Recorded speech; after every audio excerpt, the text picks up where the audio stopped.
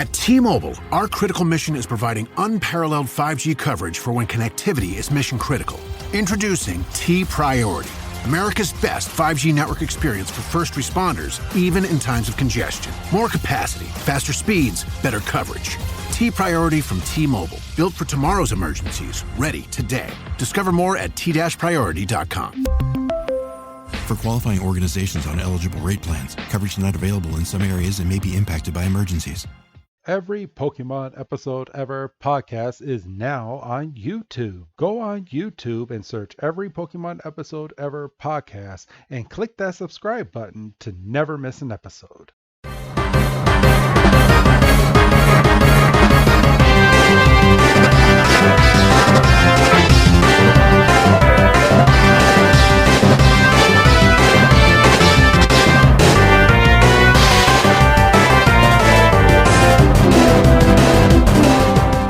Welcome back, everybody, to another fantastic episode of the Every Pokemon Episode Ever podcast.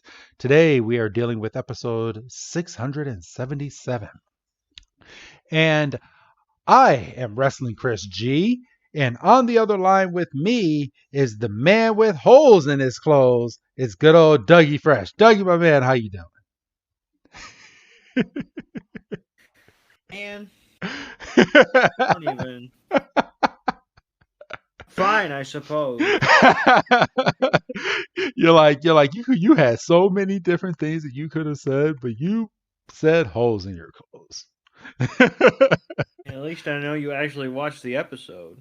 Yes, I did. So, today's episode is Sewaddle and Burgh in Pinwheel Forest, or translated from Japanese, Yaguruma Forest, Kurumiru, and Art. I'm going with the English, even though the English was kind of clunky too. Yeah, I mean they're both clunky, but English translation is just a little bit less clunky. Yes. So, but probably if we lived in Japan, it probably isn't that clunky. I mean, it's probably like when you talk about like titles to shows and stuff, a lot of their titles probably are kind of straight to the point. What is it? What movie are we watching? The dude with the car that got it jacked. Oh, that one. I've already seen that one. Oh, this is a sequel. Oh. Yeah, this is the sequel. His brother got his car jacked this time. Oh. But better security system for that car. For real.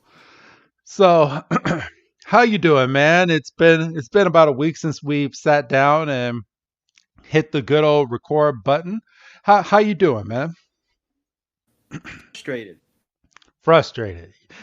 Yes.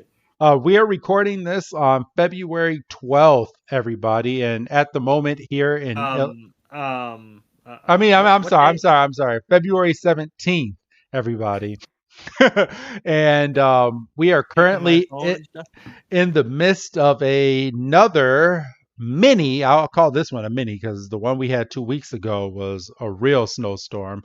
But we're in the middle of a mini snowstorm right now, which I'm going to have to go out and snow blow after we're done recording. So that's going to be fun. Yeah, that'll be a bit of. It'll be about that time because it's supposed to go to about 8. Yep. So this is fun. I've been doing a little bit of playing Pokemon Legends Arceus a little bit more, and I could have beaten this game like a week or so ago, but my ADD on freaking completing the Pokédex is taking over like something super nasty. And I'm just completing this Pokédex. I was talking to a friend last week. I think you were over that same day, or it was before you guys got, or no, it was after you guys got there. He asked, he's like, so have you completed the game? I mean, you had it since before anyone else had it. And I was like, and I told him, I was like, I could have. I was like, but I'm completing that Pokédex. He's like, dude, it only took me like 48 hours to beat it. I was like, yeah, but how much of that Pokédex did you actually complete? And he's like, well, yeah, about that. I was like, yeah, it's the whole point of the game. Oh, right, but like I'm sure he was just talking about the main story. Yeah, but you have to complete the Pokédex to a certain like step in order to go to certain towns Right. in the game. Like I'm at the point now where I feel like I've completed four of the 5 towns that you can go to in this game, and I can easily go to the last one because I already have it unlocked, and all I got to do is go there, and it'll go straight to the cutscene. But I'm on that grind, man. Like you can collect different Pokemon at night than you can during the day. There's certain Pokemon that you can only catch by hitting a tree and having the Pokemon jump out at you.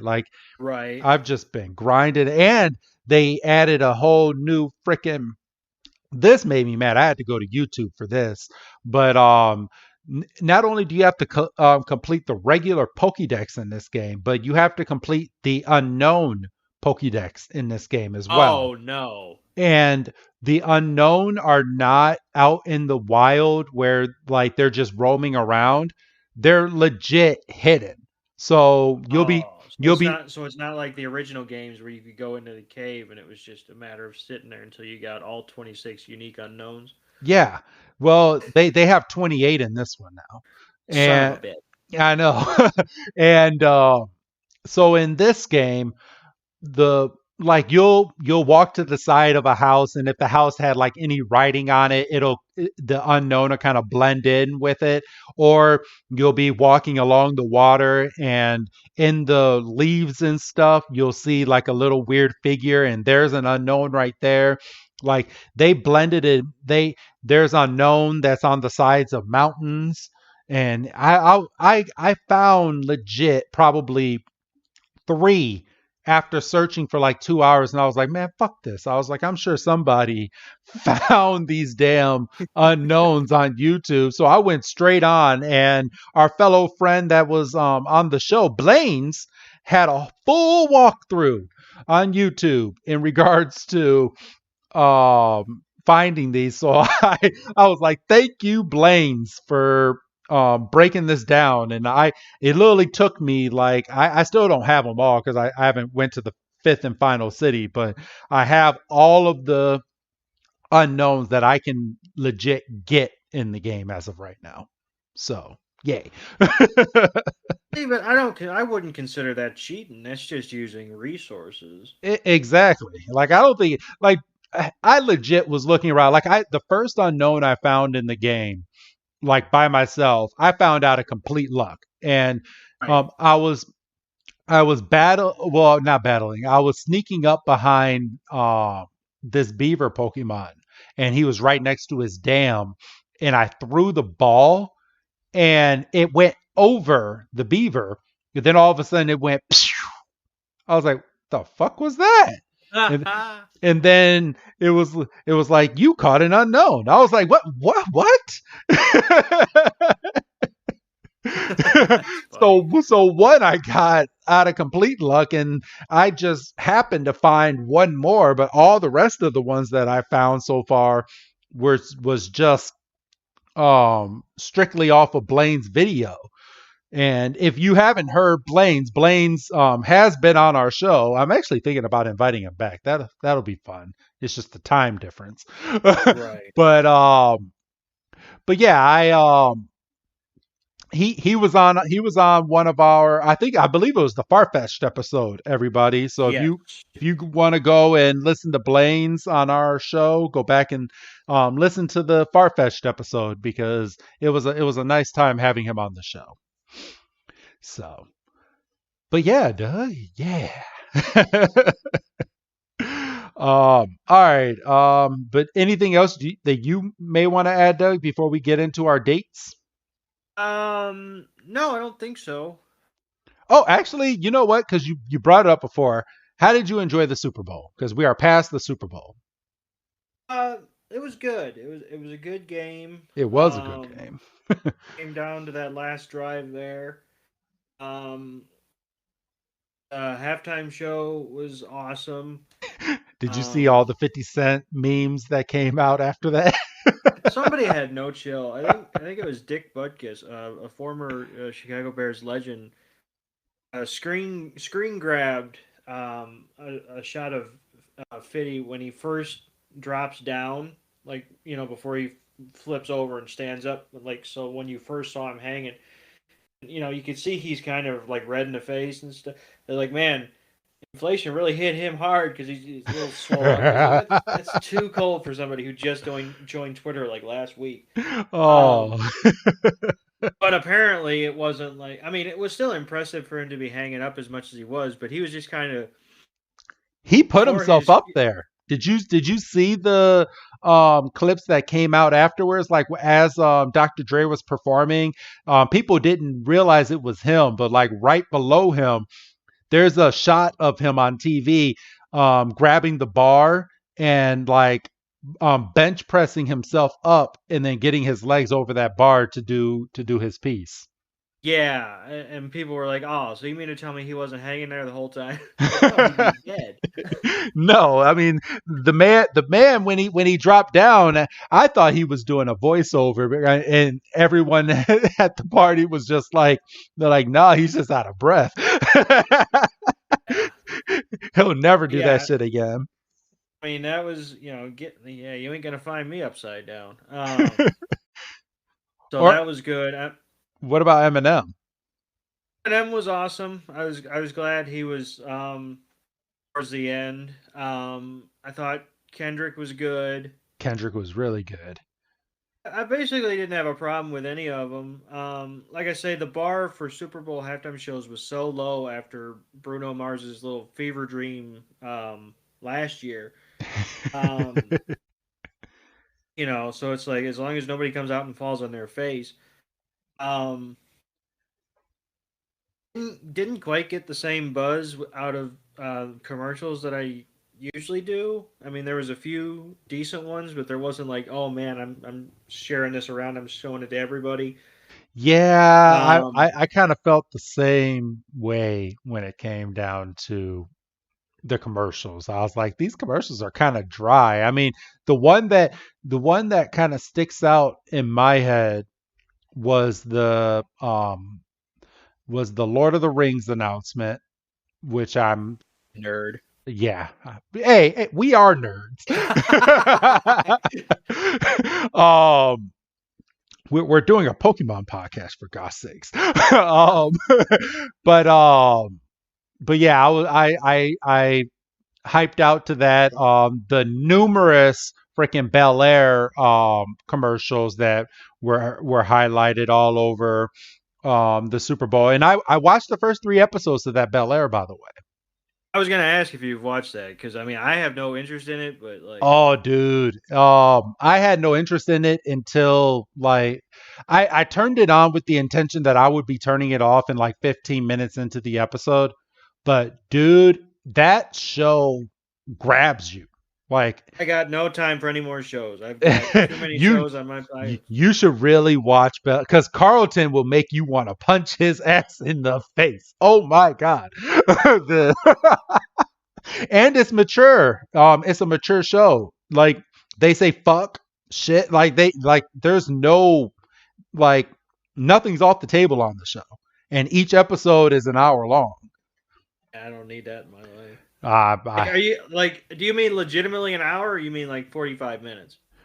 The first episode was 59 minutes. I believe the second was like 48, and then the third was around 45 to 46 minutes. Okay, but that scared me for a second. Yeah, the first episode was definitely 59 minutes, and the freaking commercials on Peacock was freaking killing me to the point. Well, that's why you can't go. I mean, as much as I like Peacock because it's free, and I'm excited that the new Firestarter movie is going to be on there in May, so I don't have to pay for that.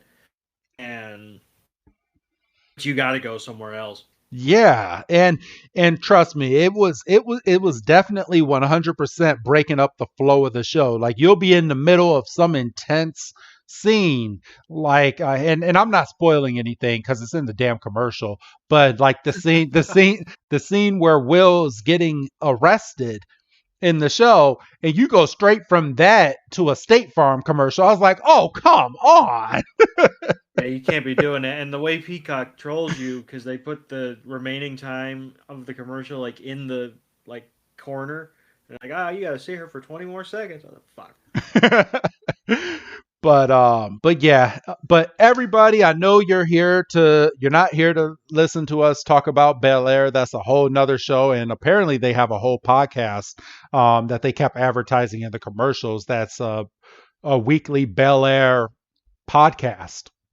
So I've seen it because I subscribe to numerous shows from iHeart, and it's an iHeart production. And they're like, "Oh, we got a Bel Air recap show." I was like, "I bet you do." So I might actually give that a listen and see what it's all about. But all right, everybody, you want us to talk about Pokemon, so we got to get into these dates, everybody. So I did end up switching mine up, Doug. I'm going with the 1970s. So am I going first, or are you going first? You're going first, but only because you couldn't find anything on the American dates. Yes. So today's episode premiered in Japan January 27th, 2011, and here in the States on June 4th, 2011.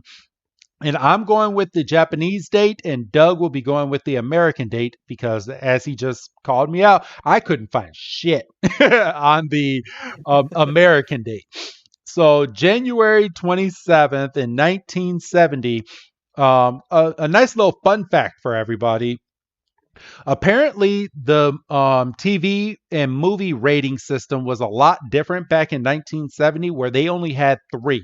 So you had a rated G for general audience, which is your stereotypical G rating that's still today. But G was also treated as PG that we have today as well, because the next rating was rated M for mature, and that was for anyone up to the age of, I mean, it was for 16 and younger, but it doesn't give a specific age range as to when general were kind of cut out. So I'm gonna guess around like between 7 and 8. So probably from 8 to like 16 could range for your mature. And then you had your stereotypical rated R, which is anyone over the age of 16 can watch these movies. But they actually changed on this date the rated M and actually adapted to PG to come after G. So it was your G rating, your PG, then your M, and then your R rating. So that's my date from today in 1970. Doug, what do you have for our American date this week? So on this day, that would be June 4th in the year of our Lord 1974, the Seattle Seahawks are officially granted. This is weirded funny, but they're granted a franchise. So I guess the city of Seattle is officially granted a franchise, and they're going to be called the Seattle Seahawks. That is worded weirdly. Weirded funny. Or worded funny. I can't. So yeah, their inaugural season was 1976. They kind of ping-ponged around conferences. Like when they first came in, their inaugural year, they were in the National Football Conference, the NFC, and they got bounced to the American Football Conference, and they were there until 2001 or until 2002, when they went back and formed the NFC West, and they've been there ever since. They lost Super Bowl 40 to the Pittsburgh Steelers. They won Super Bowl.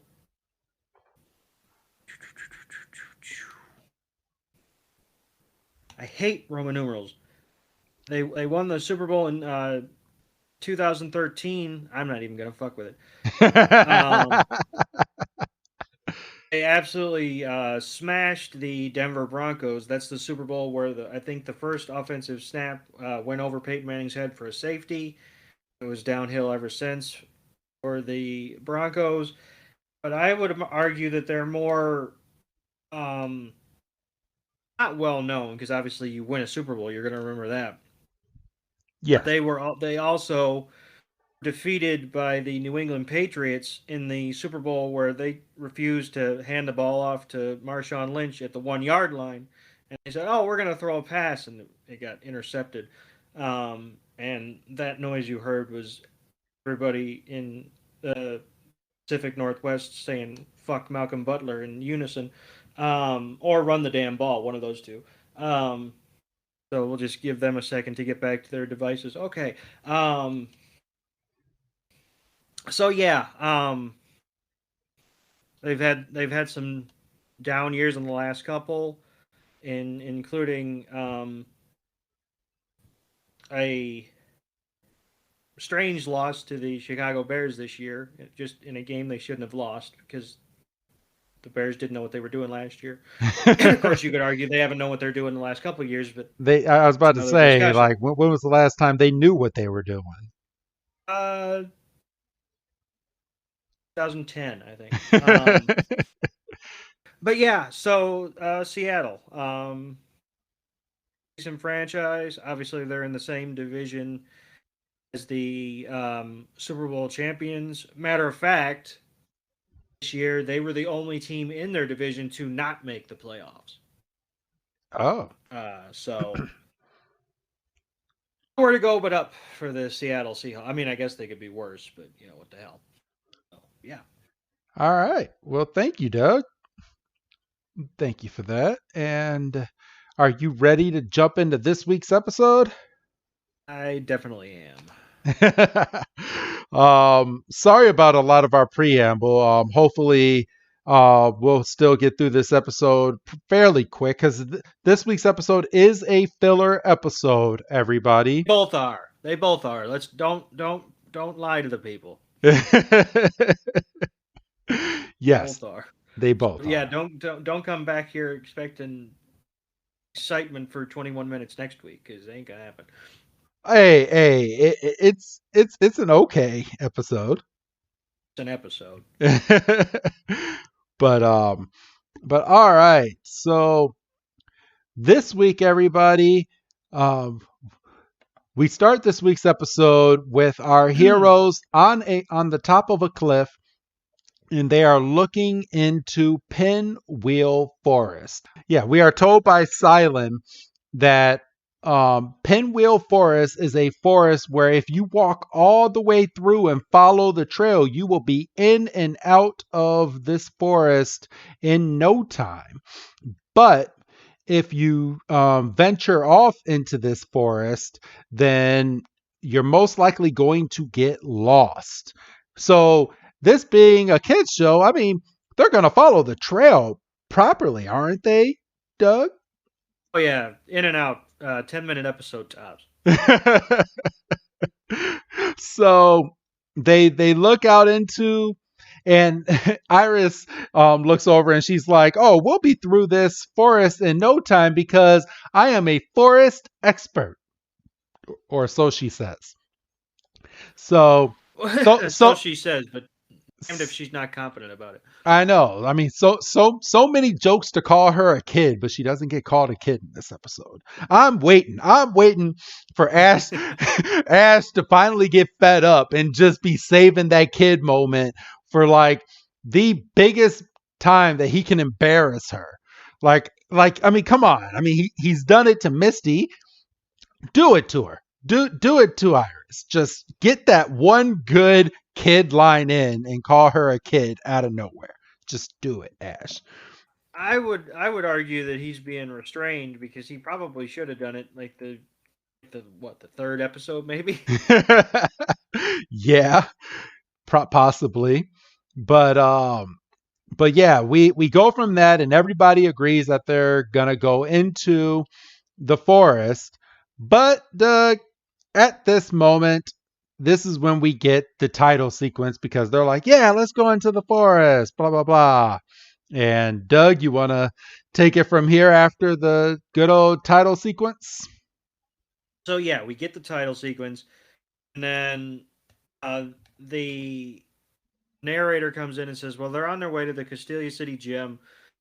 Obviously, they've got to get through this massive, sprawling forest. Which, you know, obviously, if they weren't going, if they came upon this forest and they said, "Oh, there's a way around it," and they took the way around it, what the hell would we be doing sitting here?" For real. But again, I say, 5-10 minute episode in and out, So they're walking around and they're kind of taking in the scenery and everything's bright and green and Iris is completely in her element and Silent is using all his kind of flowery language, saying that the air smells fresh and all this, that, and the other, all his food puns. And,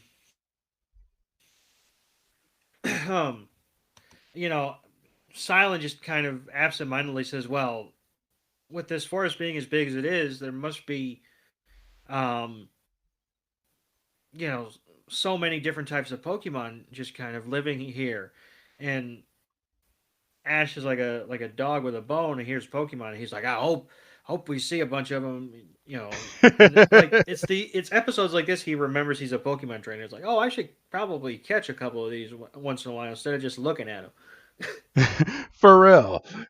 But it's at this moment that as Ash and Pikachu are walking through the forest with everyone, that out of nowhere, freaking Pikachu just gets karate kicked directly in the head, caught off guard, unprovoked, anything, and Pikachu flies off Ash's shoulder and looks back. And there's a Sewaddle sitting right there, and Pikachu's like, "What the fuck was that for?" And Pikachu goes, "Pikachu!" and just freaking sends out a thunder shock over to Sewaddle, and Sewaddle jumps up. Well, he spews out like some gooey stuff and just starts flying from tree to tree. And as it's flying away, Pikachu's Thundershock is still going towards the direction that Sewaddle was, but standing right there is Ash Ketchum, and Ash Ketchum just gets fried right there, just boom. And freaking Silent is sitting there and he's like, "Oh, that's a Sewaddle." And Pikachu is like, "Oh, I'm so sorry." And freaking Sewaddle is trying to freaking battle Pikachu and sends off a razor leaf over to freaking Pikachu. And Pikachu's like, "Oh, what the fuck? Fuck. What the fuck? What's going on here?" And then freaking Sewaddle does a string shot. I'm guessing that's a string shot move. Yeah. And spits it at Pikachu's head and just full on just grabs his head and pulls itself closer to headbutt the mess out of Pikachu. So a lot happening in like 10 seconds. Yeah, and then like immediately like Pikachu is able to kind of get Sewaddle off its face. Sewaddle was biting him. Sewaddle was just fangs, just and Pikachu's able to kind of shake Sewaddle off its face, and then Ash pulls out Dexter, because I don't think he heard Silent. I would imagine he was kind of more focused on the fact that his Pokemon was being attacked. And we find out that Sewaddle is categorized as a sewing Pokemon. Yes. And the He hides from his enemies by covering its head with its leaf. and in a pinch, the leaf can act as food. Yes. So so from here, Silent and Iris, after Ash pulls out Dexter to look at Sewaddle, they compliment Sewaddle's creativity by chewing its clothing to make it look so fashionable on top of itself. And Iris is like, yeah, she's like, there's nothing better than making your clothing out of leaves. You have to be some type of stylist in order to do that. Oh, look at how cute this Sewaddle is. And Ash just pulls his arm back and he's like, and I like a Pokemon who's strong in battle, so I'm gonna catch it. And takes its Pokeball. And as he's getting ready to toss his Pokeball, Sewaddle does another string shot, which goes off screen, so we don't see the Pokemon actually hitting the human this time. And you just see a shot of the forest, and Ash is like, ah! and we go back. What are you about to say, bro? I was gonna say he stands up and he's looking straight up like a golem, just full of just like string all over. And Ash is like, "Oh, I like that spirit," and Sewaddle's kind of doing it. Yeah, come on, you got me. I'm bad. You got, and he's, and Silent's like, "Oh, he must just be looking for a fight," and Pikachu cuts Ash loose with Iron Tail, and this Iron Tail comes in handy a lot with Pikachu. I'm telling you, Ash is just sitting around with just a bunch of Swiss Army knife Pokemon, and he tells him to go use Thunderbolt again, and Sewaddle catches it full on and gets knocked up against a tree, and then runs away. I was gonna say turns tail and runs. Ash is like, well, no, you were. He no-sold that Thundershock. I mean, there's no. Well, he is a grass Pokemon. Yeah, but I gotta imagine Pikachu's at a higher level. Yeah, correct. So, all right. So we go straight from this, and Sewaddle starts running away, and Ash starts running after Sewaddle. So here's the point of the story, that they were on the trail. And because Ash wants to catch this badass Pokemon, they're about to go off trail, everybody. So nothing can happen about them going off trail, right, Doug? Right. Oh, absolutely not. Who saw this coming, really? So, Silent and Iris are sitting there, and they're like, well, if Ash is going, we're going to have to do the same thing, or we're going to lose everybody. So Silent and Iris starts running over to Ash. Sewaddle's using his string shot to kind of float its way from branch to branch, just swinging from branch. And Ash and Pikachu are running after it, like, stop, come back. And Ash just fucking, he must have hit a rock or something and just stubs his foot and just goes falling straight on his face. Just eats it. Just hard. Just real hard. So, but from here, this is when Silent and Iris, they finally catch up to Ash, and Ash is like, Sewaddle. He's like, man, I really wanted to catch it. And Silent's like, yeah, it looks like he got away. And Pikachu's like, yep. And this is where Iris comes in, and she's like, now, what do we do, Ash? And Ash is like, what? He's like, I want to keep looking for Sewaddle, but I don't know. And Silent's like, this forest is a natural maze like we've never seen. If we keep going deeper and deeper into this forest, we'll never get out. And he's like, it's too dangerous. And Ash is like, you're right. We better get back on the track. And then we go straight back to our crew trying to find that track. Doug? Yeah. So, and because of what Iris said at the top of the rock, she's kind of taking the lead because she's an expert, Yep. and she's like, well, it's the scene out of every movie. It's, well, we should be back on the trail by now, and all we were missing was either Silent or most likely Ash to say, oh, we've passed that tree 5 times already. But that didn't happen. But and Ash, I couldn't get a read on whether he was trying to be helpful here or if he was just trying to dig in the knife a little deeper. But he's like, well, maybe we're going the wrong way, and Iris goes, well, I can hear the voice of the forest, and you know what? The forest is telling us to go this way. And Ash looks at Silent, and he's just like, well, I guess we can follow her. And then they find themselves at the edge of a cliff, and she literally verbatim goes, oopsie. She goes, well, the forest clearly brought us here because it wanted to show us this chasm. That's literally what she says. She's like, the forest told me to come here. I'm not sure. She's like, because it wanted to show us this magnificent scenery.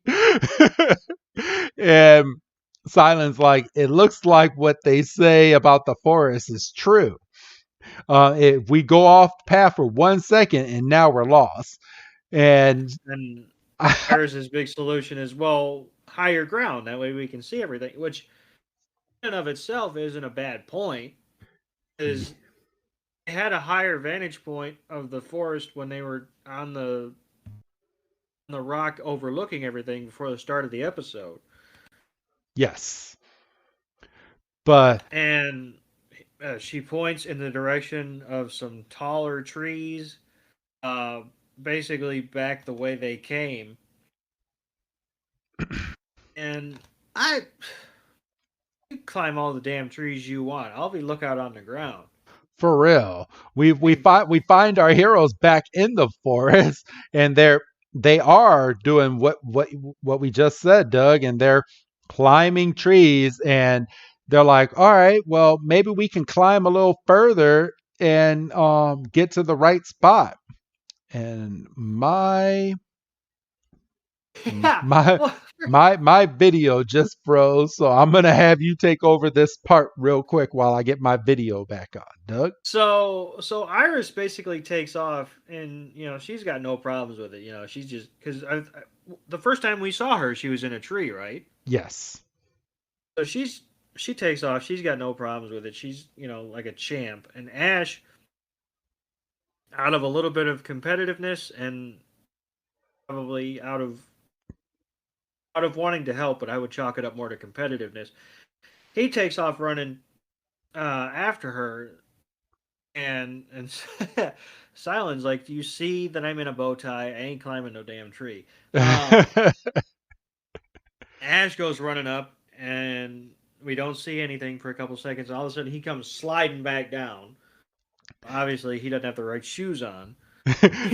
Ash can't climb. He missed that day in gym class. He didn't take that damn rope. That rope, I didn't.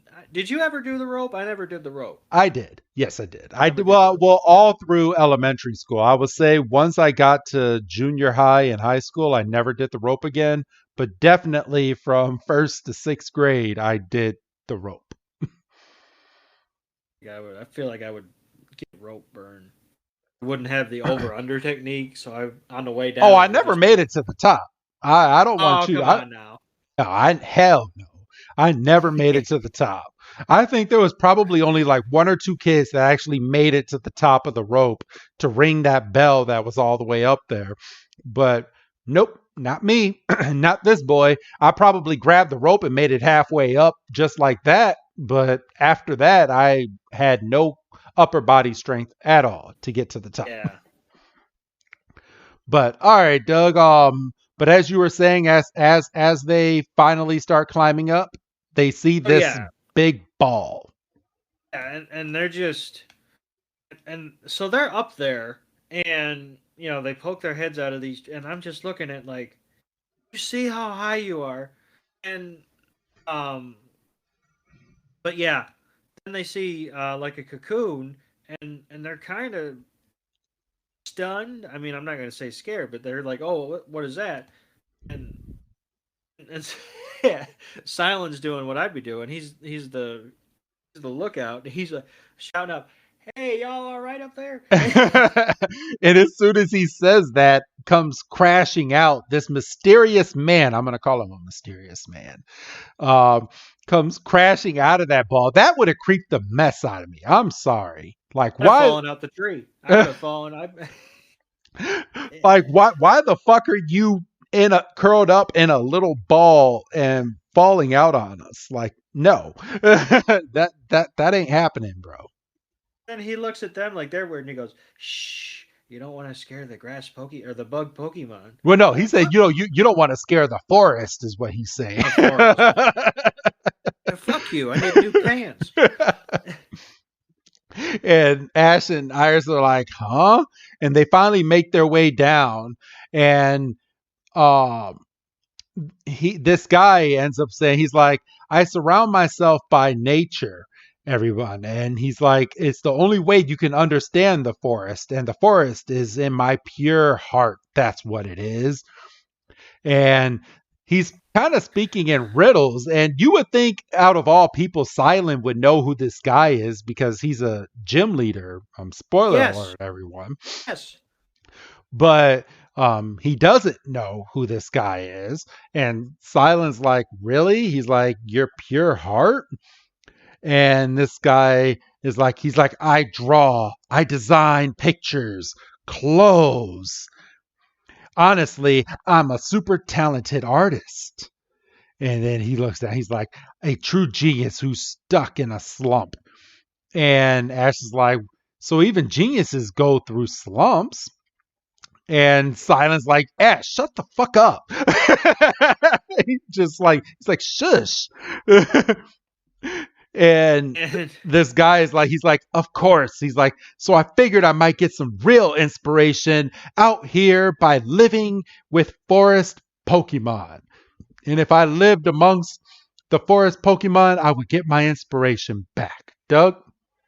And basically, they're like, well, we're stuck. I mean, since you willingly got yourself in here, do you know the way out? And he's like, of course I do. But since you're here, why not embrace your surroundings and live in the forest for a while? Just kind of give up and just take a week off. Hang out. And Ash is like, well, I had every intention of going to Castelia City to challenge the gym leader because I'm on a bit of a heater. I've got 2 badges, and I mean, this is kind of my thing. I take like 5 weeks to get to a gym. It's kind of my thing. And this guy had no chill. He's like, well, it's useless to go there now. And Ash's like, wait, huh? And he's like, yes, after all, the Castelia gym leader, Burgh, just happens to be me. And he covers his face and does this like little pose, and very, very flamboyant Bo is. Yeah. Very, very flamboyant's good. I was gonna just chalk it up and call him a hipster and just be done with it. Yeah, he's very out there, and he cares deeply about what he talks about. And it seems like every sentence that comes out of Bo is just that. It's art. Like everything he says is art, and no matter what else he says, it's just going to be art. And he's a hipster. Yep. And this is when Silent just jumps in, and he's like, so you mean to tell us that you're Bo?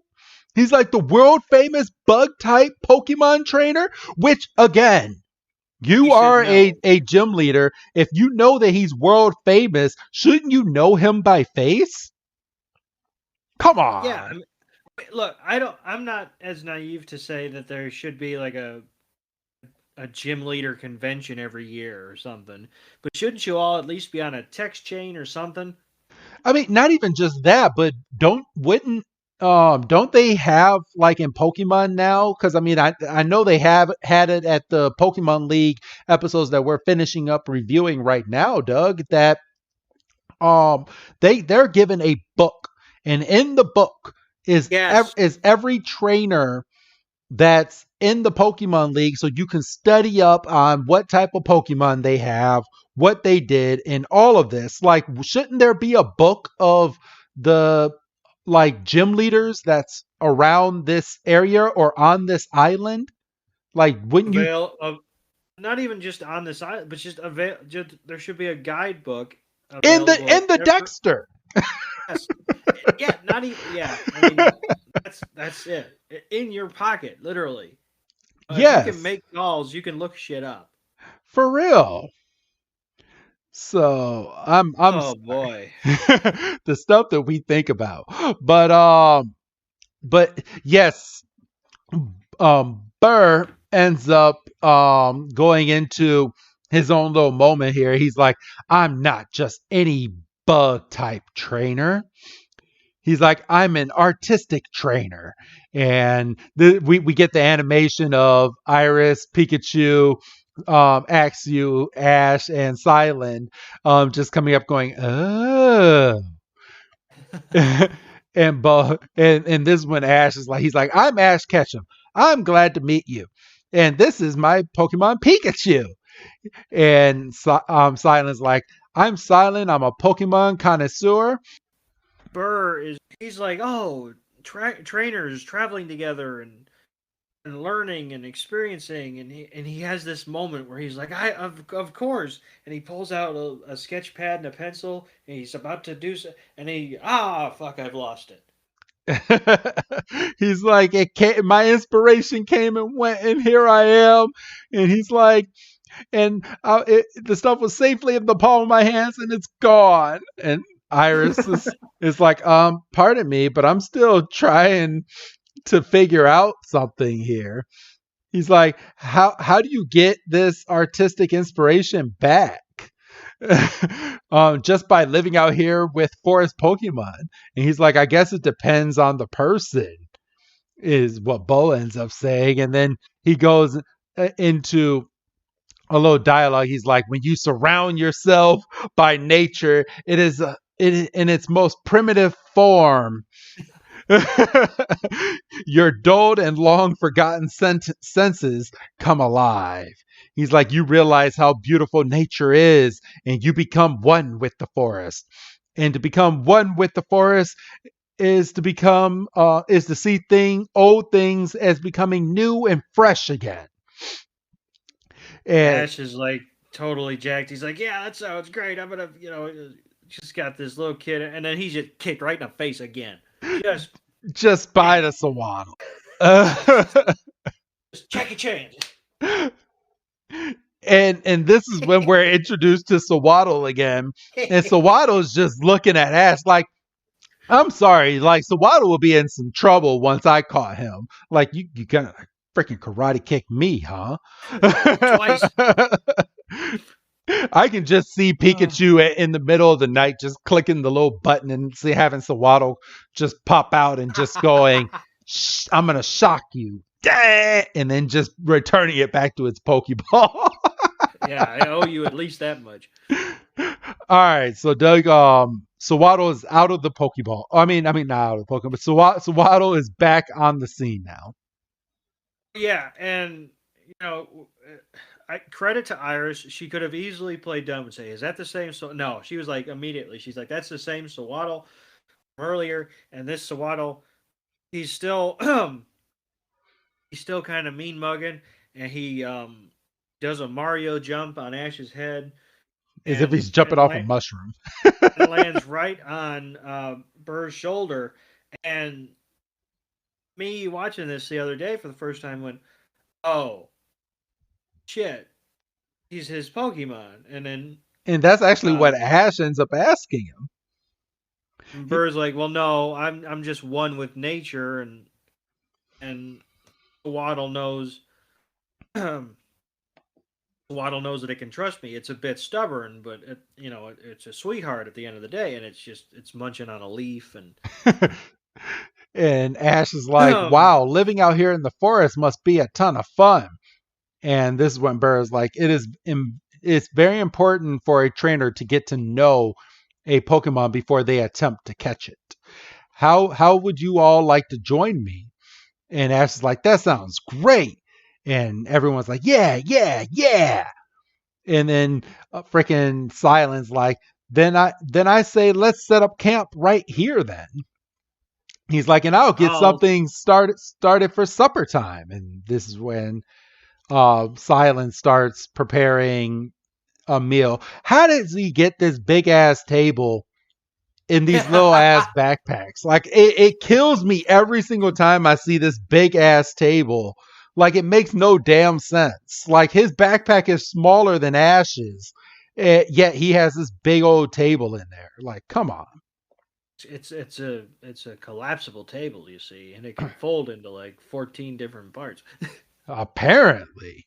It must be a big ass. You know what it is? I'm gonna call this table a big old Rubik's cube because he must he must demolish this thing with his Pokemon and then just put it together and just add the legs to it.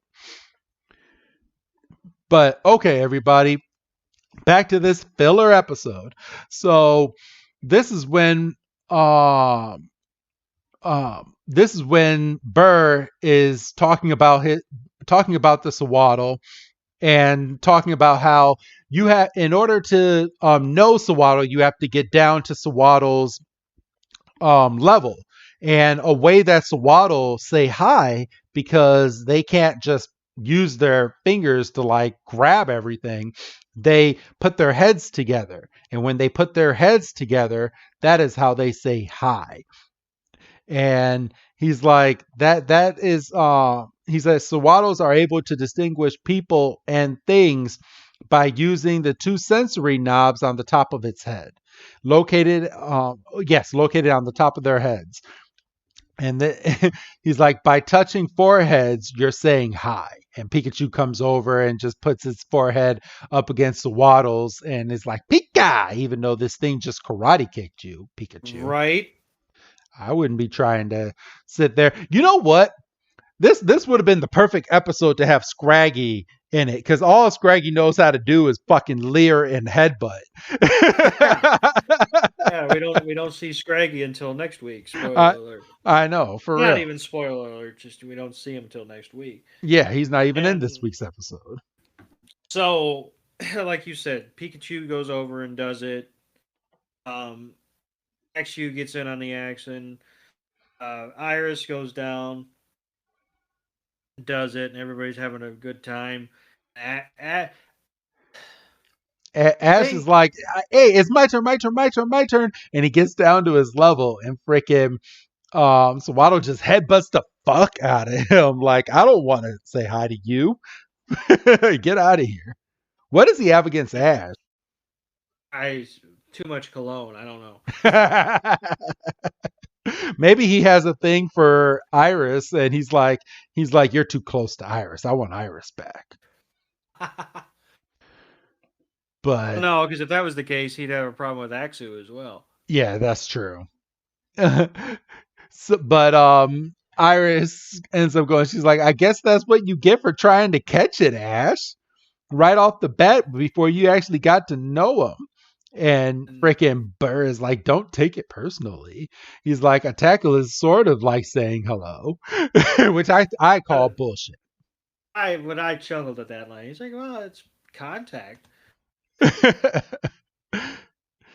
And basically, Ash, he tries to present his forehead again, and Sewaddle just walks away, and Burr is basically like, oh, see you, there you go, see you later. And then we get the who's that Pokemon, who is Sewaddle, which I appreciate. I always appreciate it.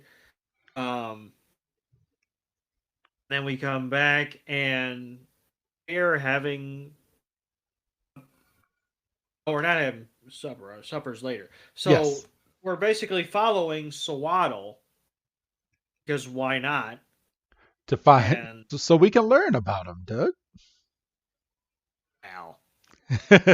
and and Sewaddle stops, and they're like, "What's Sewaddle doing?" And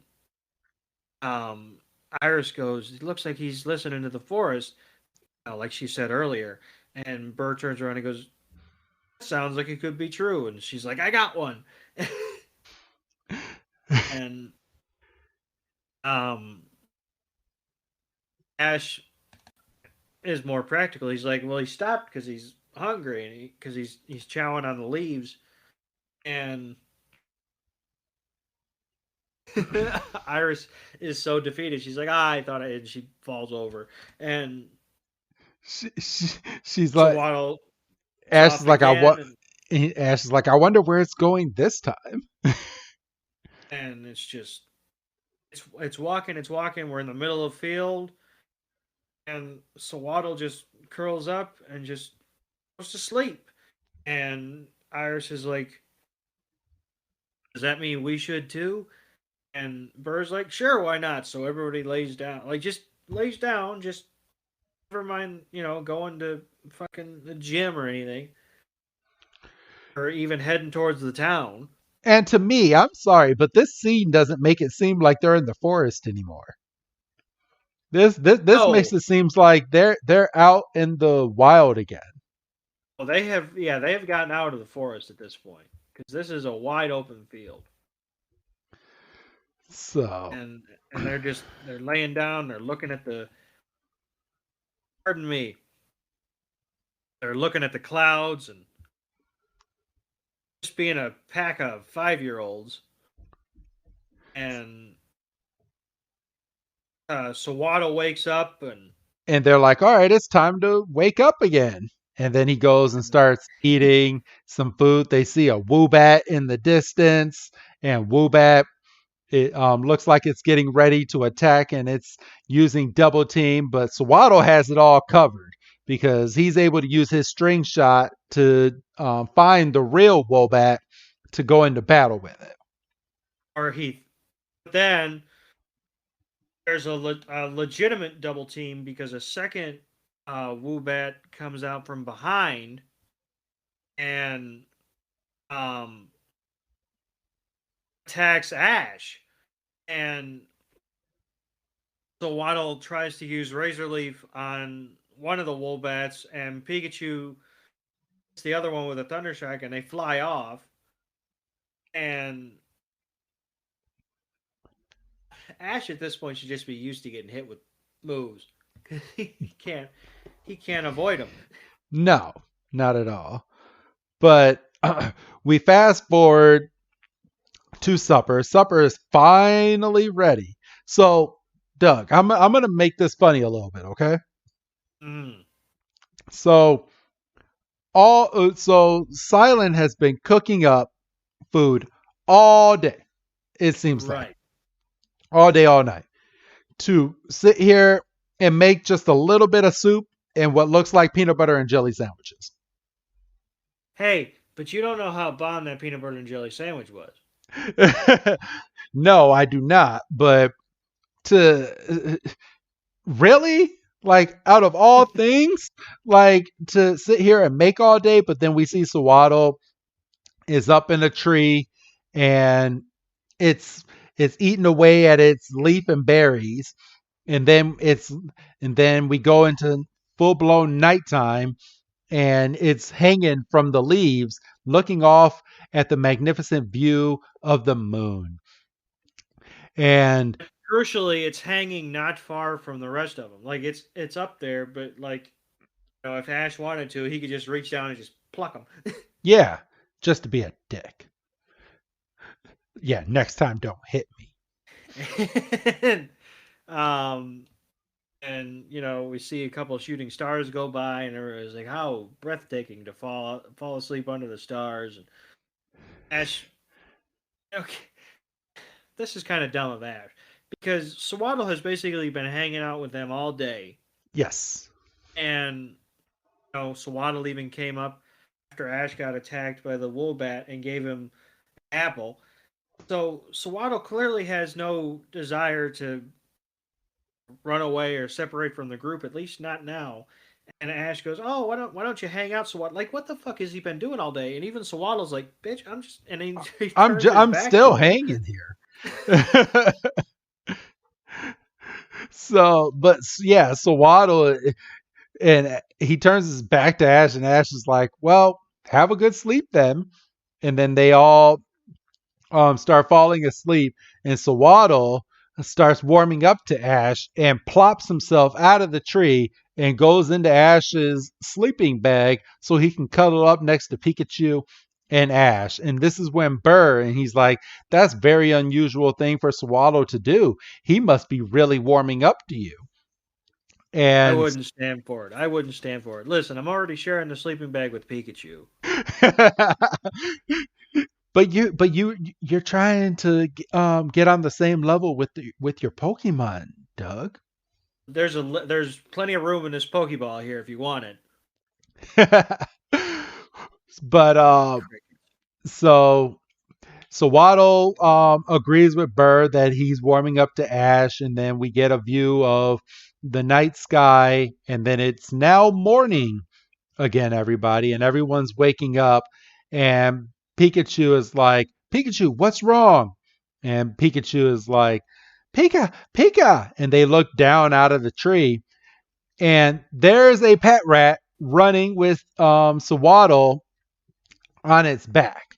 So from the looks of this, crucially, and I don't know if I just cut you off right before you made the point, but the only reason that Pet Rat was able to get him was because Sewaddle was still asleep.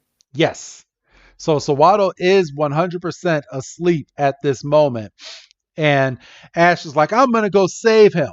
And Pet Rat's running and it's running. And Sewaddle wakes up and it looks around and it's like, I'm moving. And then he notices he's on top of Pet Rat and he's like, you didn't ask for me to be on top of you. And he uses his string shot and he hits a tree and he goes and just slingshots away. And here comes Burr, Ash, Silent, and Iris. And Ash still thinks that Pat Rat still has it. And Pat Rat runs into this little hole, and which Ash calls a cave. I call it a hole. But it's a hole. It's a cave for the Pat Rat. Yeah, for real. And we have a clip of Sewaddle using his string shot going from tree to tree, and then the wind comes and just hits Sewaddle, and he's not able to keep his swinging going, and it blows him back, and then he lands on top of a deerling. And this is a springtime deerling, everyone. It's a nice pink and yellow deerling. And Deerling is like, what the fuck? What the fuck? What the fuck? Get off my face. Get off my face. And Ash and them walk into, I guess it is a cave. It looked like a freaking hole that Pat Rat was in. But they finally see Pat Rat. Sewaddle is nowhere in sight, and Pat Rat is angry. And behind him is another Pat Rat, but that Pat Rat seems to be ill. And we hear from Burr that Pat Rat must have been using Sewaddle to come in here because the leaves on Sewaddle are healing leaves. And he could easily heal the Pat Rat who is ill over here. What looks like the Pat Rat has a stomach ache is what Burr says. And then this is when Burr, he's like, well, I have the perfect remedy for you. Here, take this and you'll be feeling better in no time. And he takes out a little capsule thing, drops out what looks like a black pill, and he gives it to Pat Rat. Pat Rat chews it up, and Burr's like, it might be bitter, but it definitely does the trick, and you'll be feeling better in no time. And Pat Rat's like, and he wasn't lying, because not like 5 seconds after he took that little pellet, he's sitting up and he's looking a lot better, and the Pat Rat thank him, and everybody seems to be going on their merry way. And Ash goes, I wonder where Sewaddle got off to, and then They lo don't and have behold, they don't have to walk far. I was gonna say the deerling literally runs in front of their path, and you can see that Sewaddle's kind of got himself kind of tied around Deerling's neck, and the Deerling's not like, I'm gonna hang out, and I mean it's panicking, kind of like you said. What the fuck? Get this For thing off of me, and takes off again. So they have to go chase that down, and and freaking Deerling, I want to know how Deerling jumped over this cliff properly. yeah, especially with its eyes closed. Yeah, like Deerling, so there's two sides to the cliff, and there's a middle opening, which we don't know what's there yet. And so Waddle does a string shot over to Ash's arm because Ash says, "Here, Sewaddle, I'm here for you." So Sewaddle is now off of Deerling. Deerling jumps over the cliff, jumps to the other side, and is now free. And then as Sewaddle is coming over to Ash, a gust of wind just blows Sewaddle again. So this is the second time that the wind is getting underneath Sewaddle, and Sewaddle does not make it and is about to fall in the middle of these two cliffs. And Ash is like, "I got you, Sewaddle," and just jumps in after this Sewaddle into this. I'm gonna call it a river. It was a nice big Yeah, river, and Ash starts swimming over to Sewaddle. Sewaddle's freaking out because it can't swim, and Ash is trying to get to Sewaddle before Sewaddle goes off the end of this waterfall, and he of course grabs there's a waterfall. Why wouldn't there be a waterfall? It wouldn't be dangerous if there wasn't a waterfall. for real.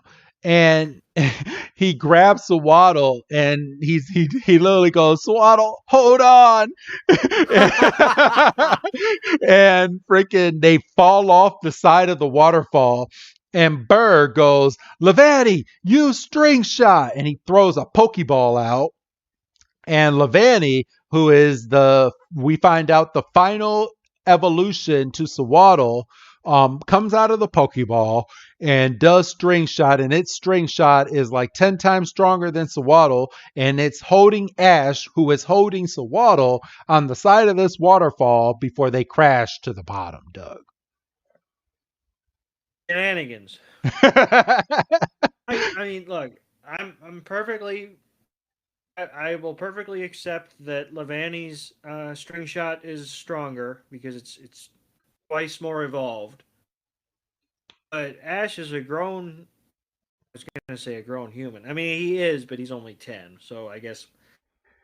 I mean, look. Obviously, Ash isn't going to die in a waterfall crash. Like, you know what No. I'm saying? Like, Oh, funny but story. The original writer of Pokemon, I read a story yesterday, Doug, and we're gonna get back to the episode. Just a little side note: did you know that the original writer wanted Pokemon the movie to be the final Pokemon episode, which was why the movie was written the way that it was, and the original ending to that movie was supposed to be a grown-up Ash Ketchum thinking back on his adventures in the Pokemon region, and that every season of Pokemon going forward after that was supposed to start with a different character starting his adventure into the Pokemon world. I like that more than this. If I'm being honest with you, because like this is dumb. Because like Ash just he randomly ends up in these new regions. I mean, at least when he went over to Orange Island, like they tied that in. And again, I haven't watched in so long, so like, but like he never uses his other Pokemon to get these damn badges. Right. And if you think just from a gaming standpoint, his original Pokemon have to be like at very high or max level. For real. I mean, he could just be speed running these things, but no, I mean, and I mean, like when we started Black and White, it's like, oh, it's just a new season in a new environment. Like nothing was said. I mean, something was said about he's still 10. vacation or something. Yep. He's still 10. You know, he's still from Palatown, but that's where it ends. Yep. And that's You it. know, and it's like it's frustrating. So yeah, I would prefer it if we got a had a new different character every yeah. single time. Yeah. Yeah. But I mean, for what it's worth, it looks like we're gearing towards that in the Pokemon Journeys TV show that's on Netflix now. It looks like that's where we are headed. So I mean, we'll have fingers crossed as to what's going to happen in the future of Pokemon, but it's it's a weird one. But Say the least, yeah. so okay, so back to the episode. Um, Ash looks over at Levani and he's like, "Oh, it makes its clothing out of leaves as well." And um, but we find out that it uses like bigger leaves to make its evolutionary form. And Levani is like, "Can you make a new outfit out of using this leaf?" And Levani is like, "Yeah, I sure can." And it starts cutting and it's cutting and it's cutting. And it makes a new outfit for Sewaddle. And it puts it right on top of Sewaddle's head. And Sewaddle is nice and happy because its old one got all wet and just nasty. And everything's all good in the world now. And it looks like now that Sewaddle wants to go with Ash, Silent, and Iris on their journey now because it's now taken a liking to Ash. So, Doug, I'm gonna leave this last part to you because it's an interesting thing that they do when Ash goes to catch this Sewaddle. Doug. Oh, right. So Ash does the whole "oh, you want to come with us" kind of thing, and the Pokemon always has to agree. So first of all, Ash didn't have to throw this Pokeball. I know. Full okay, hard. what are we doing here? But yeah, so and it does the customary 2 or 3 shakes, and we get the bling. So it's caught, and Ash is like, "I caught a Sewaddle," and Pikachu jumps, and we get a good freeze frame. But then the Pokeball shrinks like it would to go back on your belt. Ash can't hit the button to what's the word I'm looking for? He can't hit the button to activate the Pokeball again. Yep, it's inactive as of right now. And Silent's like, "Well, that's your 7th Pokemon, isn't it?" And I'm sitting there going, "No." And then he kind of has to. He like literally does what I did watching it. He kind of takes out he's counting. He's like, I guess Pikachu counts. Yep. Because I know we've probably had this discussion on, if not other Black and White episodes, we've definitely had it on some Kanto episodes. He has to count because otherwise people say, "Well, Ash is playing with an extra card in his deck." That's bullshit. So I guess. So Silent's like, "Well, that's your 7th Pokemon, so you have to transfer it." And Ash is like, "Oh," and what Burr's like, "Well, I know the closest Pokemon Center. We can go there and get that taken care of." And apparently this is something Ash had to do by himself because he's the only one in there. He transferred one of his Pokemon to the Pokemon Center and then comes walking out and he opens up the Pokeball and so he can introduce Sewaddle to the rest of the team. No, they spent like 2 days with him. I know. So, and then obviously they do the whole touch of the forehead, and we get the shining little moment. And so I'm just gonna ask this, and if you haven't watched far enough ahead to find out, fine. Do you know who he swaps out? Um, actually, it's said in the next episode, or actually, is it Oh, I think oh it's. well, Let me see. it has to be Padov because now I'm thinking about the next episode and we see everybody. Yeah, we I believe it is because Dr. Juniper sits here and she's like, I finished my study on your Pokemon. Can you send over your Sewaddle? Because she wants to observe Ash's Sewaddle, either in the next episode or the episode after that. But Sewaddle is not going to be here for long. So Well, what was the anyway? Whatever. I know. So Ergo's running off because he's struck with inspiration, and and so he's like, I'll see you in Castelia City. I'm heading back. I gotta strike while the iron's hot, and stops him, and he's like, hold on, wait a minute, and dude does like a half turn and says, I'll be waiting for you at the Castelia gym, and that's it.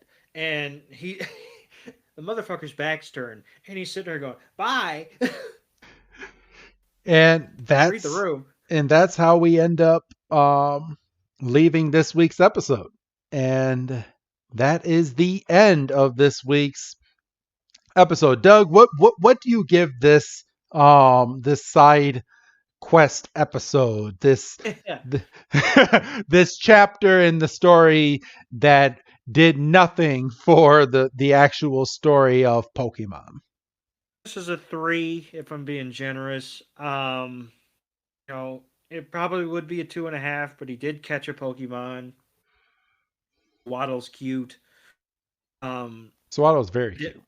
Sewaddle's very cute. I enjoyed the design on Levani. Obviously, we set something up with Ash and Burr at the Castelia City gym. We don't know how many more episodes. Well, I don't. You might. I don't know how far you are. I believe we have. Spoiler alert! It ain't next week. How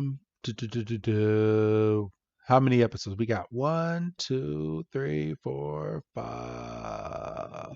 5 episodes, because we can't count the Team Rocket episodes because those are coming up, and boy, are you going to be mad with what they do with Team Rocket after we miss those episodes. Well, I mean, listen here. I mean, they weren't in this one. Spoil next week a little bit again. They aren't in that one.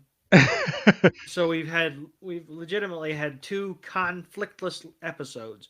Yes. How in the world?